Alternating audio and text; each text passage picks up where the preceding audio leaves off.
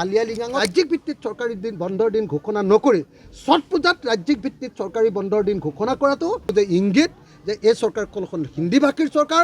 এই চৰকাৰখনে সেইকাৰণে আমি দেখিছোঁ যে ছট পূজাত বন্ধ দিয়ে, কিন্তু আলিয়া লিগাঙত বন্ধ নিদিয়ে। অসমত ছট পূজাত বন্ধ হয়, আপোনালোকে মনত ৰাখিব দেই, ছট পূজাত অসমত বন্ধ হয়, কিন্তু অসমত মিচিংসকলৰ আলিয়া লিগাঙত বন্ধ নিদিয়ে। এখনেই হ'ল হিমন্ত বিশ্ব শৰ্মাৰ চৰকাৰ, যি ভূমিপুত্ৰৰ নামত কেৱল ৰাজনীতি কৰে, কিন্তু ভূমিপুত্ৰৰ কোনো সমস্যাৰ সমাধান নকৰে।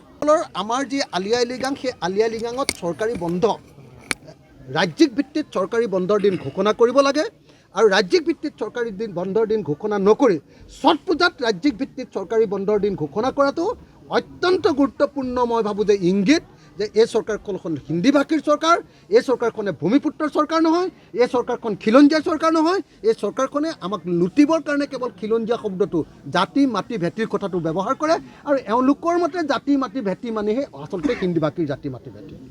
কথা এটা যে মন্ত্ৰীসভা ৰদ বদলৰ ক্ষেত্ৰত এটাই বস্তু পৰিস্ফুট হৈছে যে বিজেপি চৰকাৰখন খিলঞ্জীয়াৰ চৰকাৰ নহয়। আকৌ এবাৰ প্ৰমাণ হয়।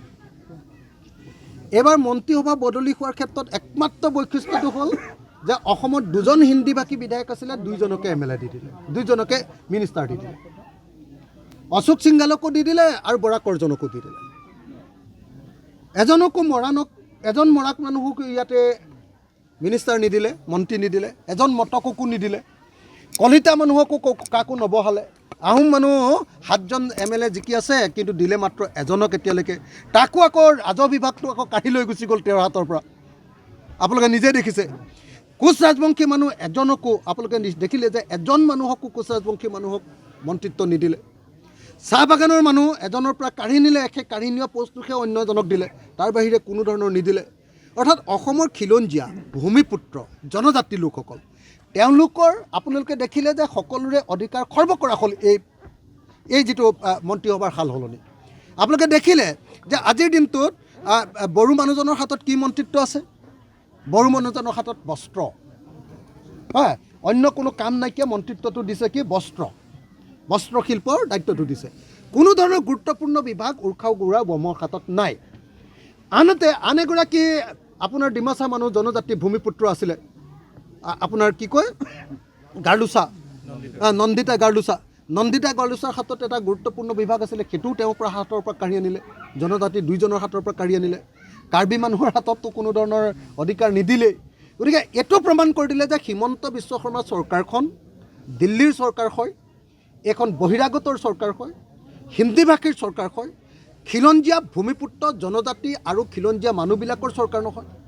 অসমৰ কিমান সংখ্যক কলিতা মানুহ আছে আপোনালোকে সকলোৱে দেখিছে। এজন কলিতা মানুহক এইবাৰ নতুন যিটো হ'ল, কোনোবা এজন কলিতা মানুহক ইয়াতে ক'ৰবাত মন্ত্ৰিত্ব দিয়া হ'লনে, বা মন্ত্ৰিত্ব সলনি কৰি গুৰুত্বপূৰ্ণ পদবী দিয়া হ'লনে? কোনোবা চুতীয়া মানুহক গুৰুত্বপূৰ্ণ পদবী দিয়া হ'লনে? একো দিয়া নহ'ল। আমি দেখিবলৈ পালোঁ যে এই চৰকাৰখনে সম্পূৰ্ণৰূপে এখন হিন্দী ভাষীৰ চৰকাৰ। এই চৰকাৰখনে সেইকাৰণে আমি দেখিছোঁ যে ছট পূজাত বন্ধ দিয়ে, কিন্তু আলিয়া লিগাঙত বন্ধ নিদিয়ে। অসমত ছট পূজাত বন্ধ হয়, আপোনালোকে মনত ৰাখিব দেই, ছট পূজাত অসমত বন্ধ হয়, কিন্তু অসমত মিচিংসকলৰ আলিয়া লিগাঙত বন্ধ নিদিয়ে। এখনেই হ'ল হিমন্ত বিশ্ব শৰ্মাৰ চৰকাৰ, যি ভূমিপুত্ৰৰ নামত কেৱল ৰাজনীতি কৰে, কিন্তু ভূমিপুত্ৰৰ কোনো সমস্যাৰ সমাধান নকৰে।